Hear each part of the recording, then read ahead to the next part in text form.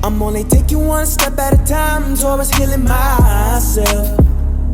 I had to get out, I found a way out. No more living in pain or misery. It's all about protecting my energy. Keep the negative away from me, because I am just keeping my peace. Cut off everything that no longer was serving me, and I chose to start loving myself.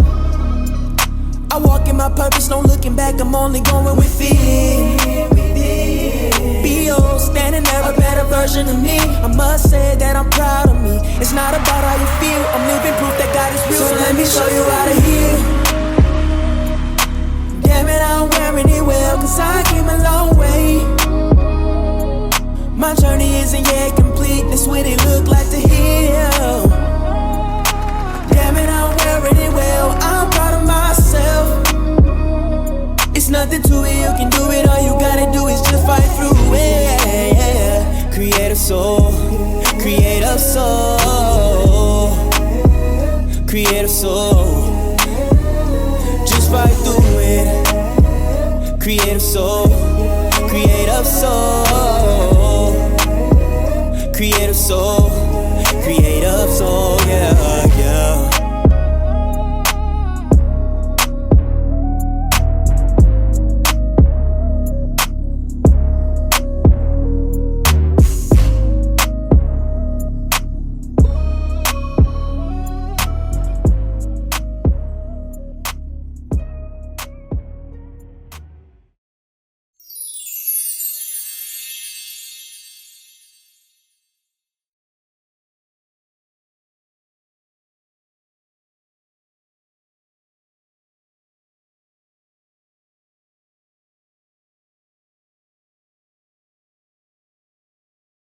Welcome to Paint to Purpose podcast, where we have open discussions to heal together as a community. Today, we're on episode 30, and our special guest is Shun Douglas, who will be talking about suicide survivors.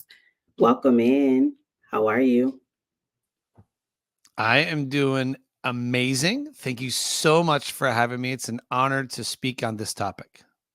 You're welcome. I'm glad to have you on. I know that your story is going to help a lot of people. There's a lot of people out here that is hurting, and suicide awareness is very important, especially for us to come together and to love on each other, and to for someone to be a voice and to listen, but also for us to pray and support each other, because you never know what somebody is going through. So I thank you so much for coming on. That is a powerful message. And whenever I'm speaking on stage, I say, you never know what you might say or what you might do that will change someone's life today, because you never know what someone is going through, and you never know what someone is carrying around with them. Yes, absolutely.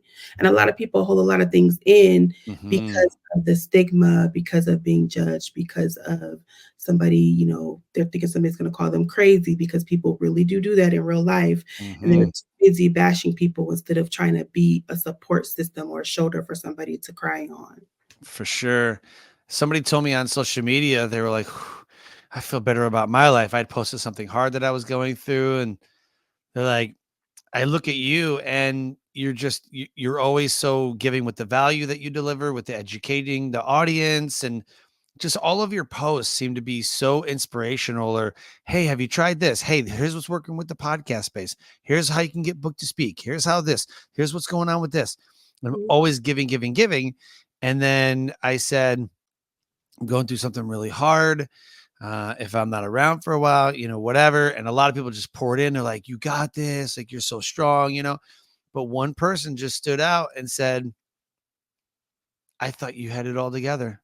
It makes me feel better about my life. And I'm like, oh, thanks.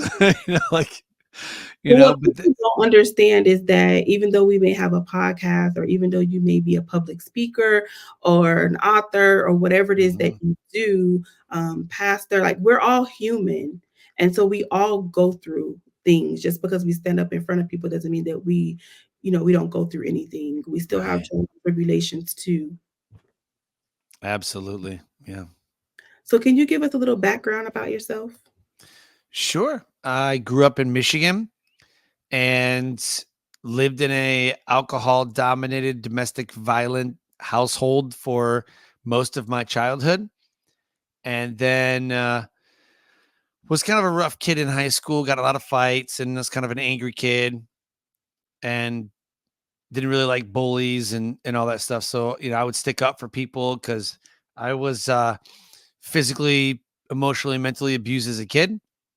Mhm, So a lot of drugs and alcohol, not from my mom, but just that's how kind of the household was, right? mhm, And my mom was abused for many years of the marriage. And then I graduated high school with like, I don't know, 2.0, 1.9, something like that. Like a pretty much a D minus D student, didn't really care about school, but I also didn't really do any homework and I always passed every test. So I was smart. I knew what to do. I just didn't care enough to do it. I mhm, never thought I would go to college. My sister went to college. I never thought I'd go to college. I was playing hockey and baseball. So I figured I'd probably pursue that. But, I just really liked, building things and being a mechanic. So I figured I'd do that. So mhm. I graduated high school in 2001 and I was a warehouse manager at Discount Tire. And then 9/11 happened. I quit my job. I went to the Air Force recruiter and I said, I'm ready to join. And much like everybody else at that time, got real patriotic. And so about 2 months later, I was gone to basic training. And Oh, 20 years later, I retired after a full 20-year career, full retirement. And during that time, I built 4 businesses. 2 of them I exited, had a radio show, sold that, got 3 more podcasts, created 3 more podcasts.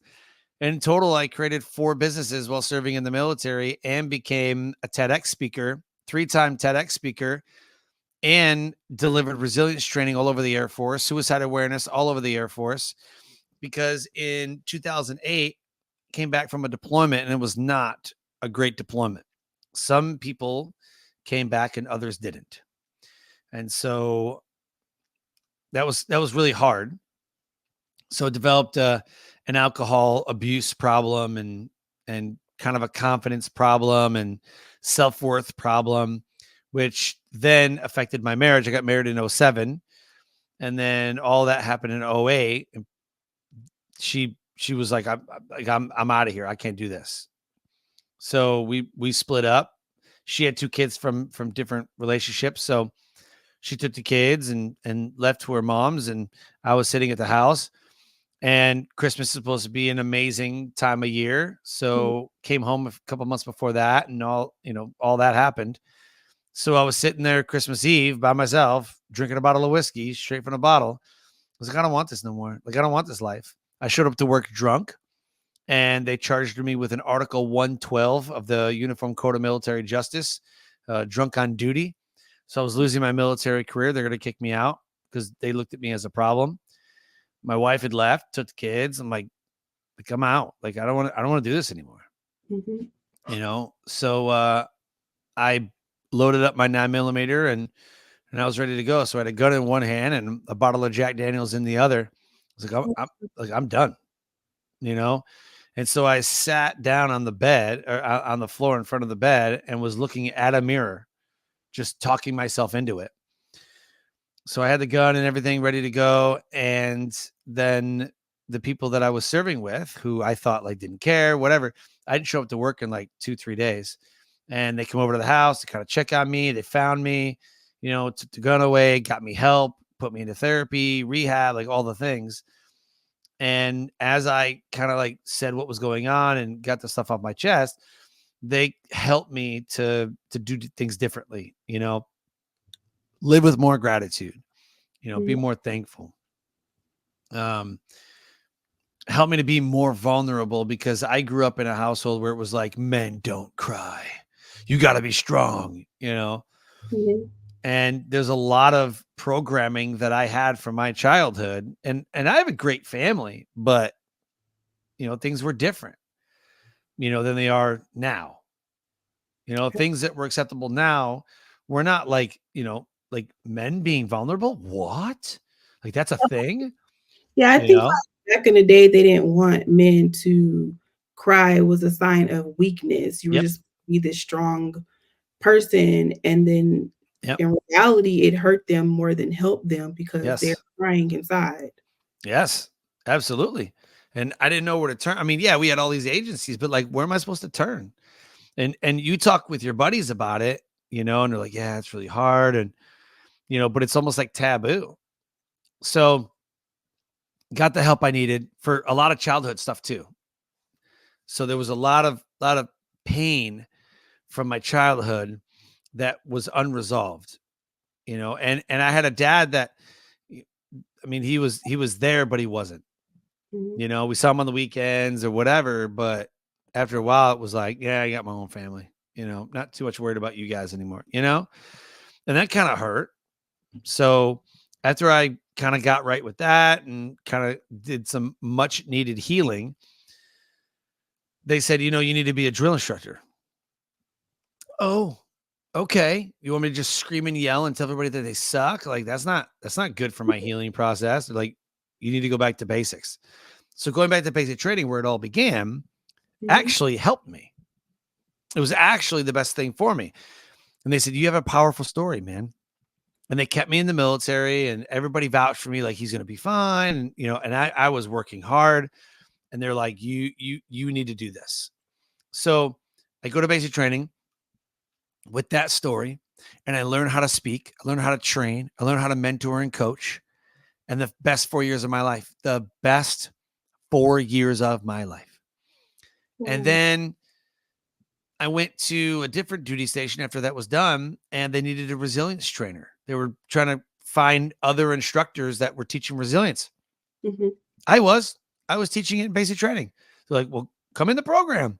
So then I became a certified master resilience trainer, and that was in 2014. By 2015, I was running the program, and I ran it from 2015 to 2019, and I was the lead suicide awareness trainer. So in 10 years, I had to have this story. I had to go through that hard moment. I had to have that dark night of the soul moment where I thought everything around me was crashing down. My life was burning down around me. And then I had to learn how to teach and train and coach and speak and mentor and all that stuff. I needed to learn how to tell my story. And then in 2017, I had my radio show that I was doing, and I was delivering resilience seminars and suicide awareness training. So then I had to have a platform to tell my story on, and everything worked together. So we turned that pain into purpose. That's amazing. I'm so glad that you came on the show to tell your story because we know that people struggle every Yeah. day with mental illness, suicide, panic attacks, anxiety, just Hmm. stress, and life itself can be so stressful and not knowing where to turn. So to see somebody that has went through it and they've, gone through the fire and come out with no smoke on them, is a great thing that people can see so they can know that they can also get through it as well. Now, can people contact you if they are going through this or your business? Yeah, absolutely. I deliver corporate resilience trainings for leaders or team members. We do leadership training, team performance, team building, and we also deliver in-house suicide awareness training. So if your agency or your business or company or whoever needs a suicide awareness training, I do that as well. If you're going through something hard, the best thing to do is call the suicide hotline, and that is right to a person live. I may not always answer the emails right away or the Facebook messages. So I tell people like if you're in a moment, right, always dial 911 or dial 988 for the suicide awareness line, especially vets. If you're a veteran, if you're a military veteran, just call the veteran or the suicide hotline, and someone's always there to pick up. They're trained professionals, so that's going to be your fastest response. You can email me if you'd like. You can Facebook message me. You can message me on any social media. I'll answer. I just can't guarantee that I answer right away. But I will answer eventually. Okay. And what social media platforms are you on? Yeah, Facebook, LinkedIn, Instagram. I got a TikTok I'm not really on a lot, but Facebook and LinkedIn are my most common platforms. Okay. And then how long is the training that you offer? It's a great question. So the suicide awareness training is a half-day training. It's like a 3 to 4 hour training, depending on how many questions, and there comes a certification with that you receive this training and you're, certified or, accredited or what have you, that someone can go to you, if they're having issues or whatever. And then you can, escort them to the proper agencies or to the hospital or wherever they need to go. But the fact that I am, suicide awareness trained just says that someone can go to you, to get info. Like it's almost like you could be the reporting official. Like someone comes to you and goes, "Man, I really think something's wrong with this guy. I really think something's wrong with this girl or whatever." Like I'm not sure. Okay, well, tell me about it. And then you can assess, because you have the knowledge and you have the expertise and you have the certification. It's like, okay, I know, I recognize the signs. Yeah, that's okay. We need to do something. We need to intervene, so you can be that, reporting official. So I wanted to ask you, when you were feeling suicidal, how did that affect your family? Like when they found out? Oh, it's deep. They were like, what? I had no idea.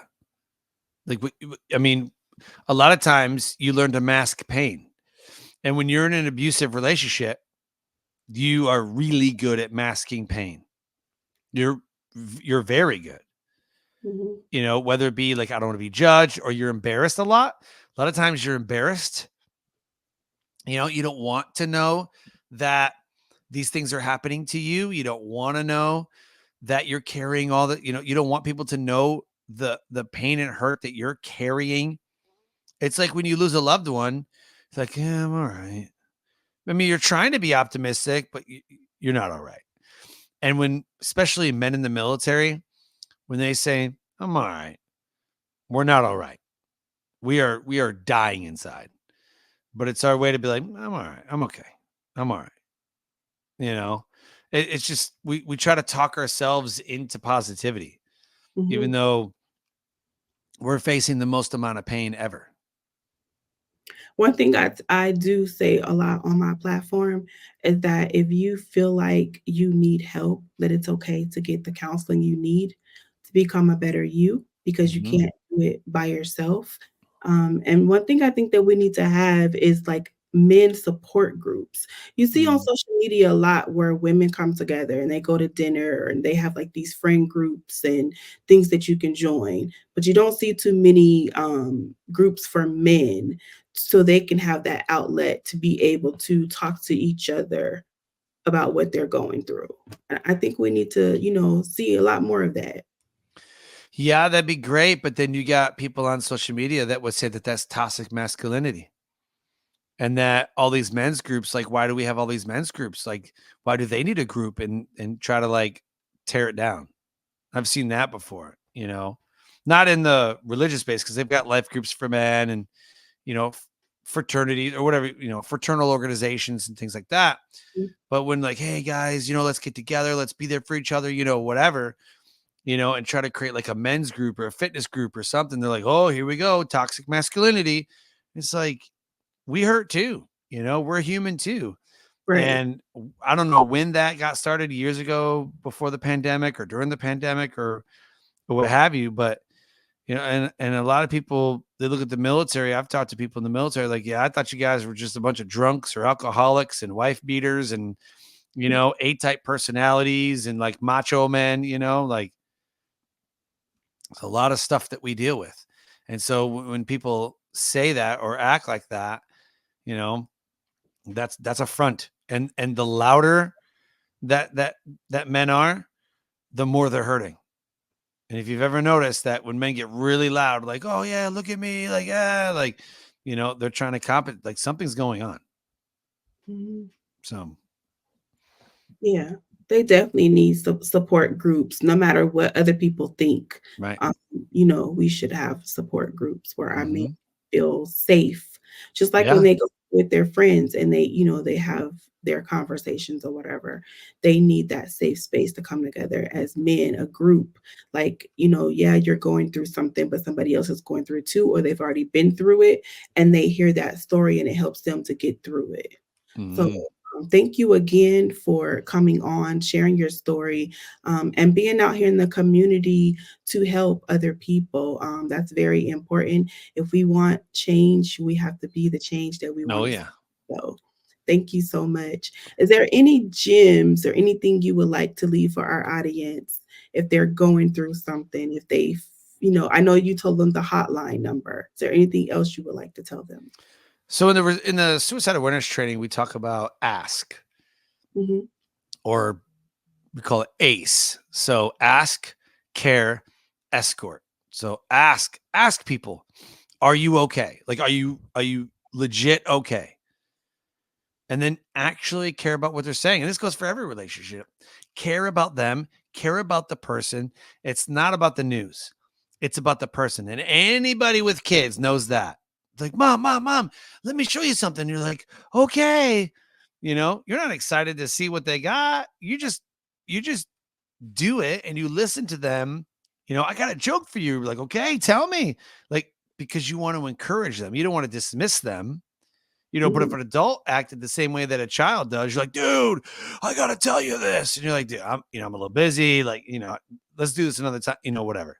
But when a child comes up to you and wants you to see something or wants to say something or wants to be a part of whatever you're doing, Hmm. I feel like, in my opinion, and what I've seen is you're kind of more willing to like entertain the child, Hmm. because you don't want to be mean to a child, but it's not about the news. It's about the person. Right. And we're going to entertain them like, wow, that was amazing. Wow, look at you. And you're going to go over the top and tell them how great they are. Can you Mhm. imagine if we acted that way for another adult? Yeah. Wow, dude, I'm so happy for. They'd be like, shut up. They'd be like, all right. Like, but sometimes it's what's needed. It's like, it's not about the news. It's about the person. So care about them, care about the news, what they're saying, Right, right. and in turn, you end up maybe making their day, or maybe they end up opening up to you, but it's not so much about what they want to say to you or show you. Mhm. It's more about the person delivering it. And then Right. escort them to an agency, escort them to the hospital, escort them to a therapist, escort them to a rehab. Like, and a lot of times that shows how much you care for them. I believe everyone deserves a second chance. Nobody Yeah. gets it right on the first try, or they spend their whole life trying to get it right on the first try. Mhm. But, the only destination that we have in life is the end. And what's great about it is we get to choose the end. Do you want to live a ripe old age and live the life that you could be proud of on a farm, or maybe in a city, or maybe on the beach, or you get to choose. You have the power to choose, but it's going to take hard work. And that's what's great about it. The hard is what makes life great. That's what I think. And if you've ever seen A League of Their Own with Tom Hanks, he tells um, Julia Roberts at the end, you know, like she's gonna quit, or whatever. No, it wasn't Julia Roberts. It was Diane